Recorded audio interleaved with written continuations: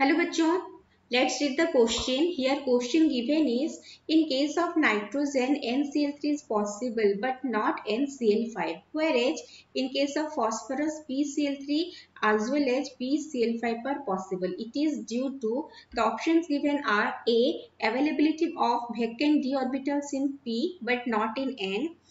Option B. Lower electronegativity of P and P than N. C. Lower tendency of H bond formation in P than N. D. Occurrence of P in solid whereas N is in gaseous state at room temperature. तो यहाँ पे question क्या given है?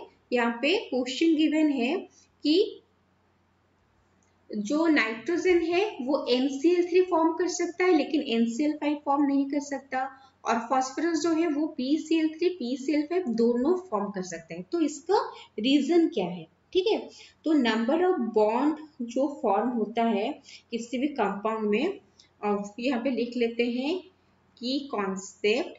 इस question का की concept क्या है कि जो number of bond present formation होते हैं वो क्या होते हैं? The number of unpaired electron in the outer most orbit of central atom in ground और एक्साइटेड स्टेट। ठीक है, नंबर ऑफ बॉन्ड जो फॉर्म होता है वो होता है number of unpaired electron in outer most orbit. किसका? सेंट्रल एटम का ग्राउंड स्टेट में हो सकता है या फिर एक्साइटेड स्टेट में हो सकता है। तो नाइट्रोजन के बारे में बात करेंगे तो नाइट्रोजन क्या हो गया? 7 है उसका, तो 1s2 2s2 2p3, तो 2s में 2 इलेक्ट्रॉन, 2p3 में 3 इलेक्ट्रॉन। ओके, नेक्स्ट क्या चीज है? तो नाइट्रोजन क्या हो सकता है ना, वो नॉर्मल जो ग्राउंड स्टेट में है वो 3 बॉन्ड फॉर्मेशन कर सकता है। ठीक है, क्योंकि यहाँ पे 1 2 3 हाफ फील्ड ऑर्बिटल्स थे, so it can form 3 bond. क्योंकि वो 3 बॉन्ड फॉर्म कर सकता है इसलिए वो NCl3 फॉर्म करता है। ये किसके बारे में हम बात कर रहे हैं? ये बात कर रहे हैं हम ग्राउंड स्टेट के बारे में।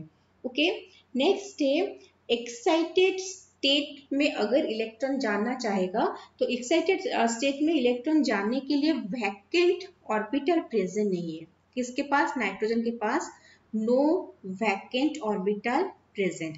अगर वैकेंट ऑर्बिटल प्रेजेंट रहता तो इलेक्ट्रॉन वहां पे जंप कर सकता था एक्साइटेड स्टेट में और मोर बॉन्ड फॉर्मेशन हो सकता था। Okay, coming to P, phosphorus का कितना है? फ्लोरीन 15 है, तो कॉन्फ़िगरेशन क्या होगा? 1s2 2s2 2p6 3s2 3p3।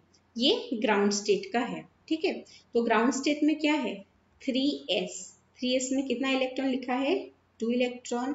Then coming to 3p में भी कितना है? 3 इलेक्ट्रॉन प्रेजेंट है, और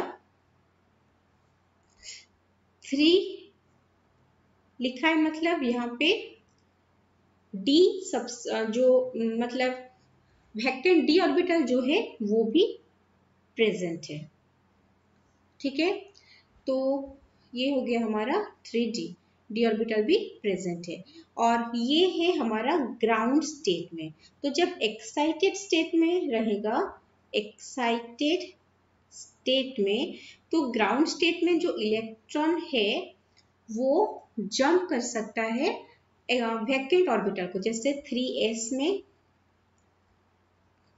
2 इलेक्ट्रॉन है, ओके, तो और 3p में कितना है? 3 है, तो ये हो गया हमारा 3d। सो 3s में 1 रहा, 3p में 1 है, और 3s से इलेक्ट्रॉन जंप कर गया यहाँ से 3d को। तो अभी एक्साइटेड स्टेट में क्या हो रहा है? एक्साइटेड स्टेट में 5 हाफ फील्ड ऑर्बिटल प्रेजेंट है। ओके, क्योंकि 5 हाफ फील्ड ऑर्बिटल प्रेजेंट है, इसका मतलब क्या है? इसका मतलब है कि वो अभी 5 बॉन्ड फॉर्मेशन कर सकता है।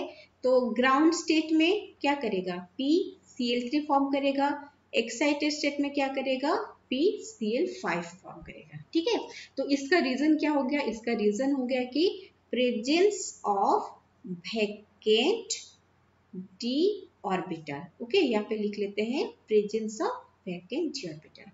तो इस क्वेश्चन का जो करेक्ट ऑप्शन है वो क्या होगा, वो होगा हमारा option A, availability of vacant d orbitals in p but not in n। और जो सेकंड है lower electronegativity of phosphorus than nitrogen, ये तो नहीं होगा। Lower tendency of hydrogen bond formation in p than n, ये भी नहीं होगा। Occurrence of p in solid whereas n is in gaseous state at room temperature, ये भी नहीं होगा। ओके, so correct answer हो गया option A. I hope you understood well. Best of luck.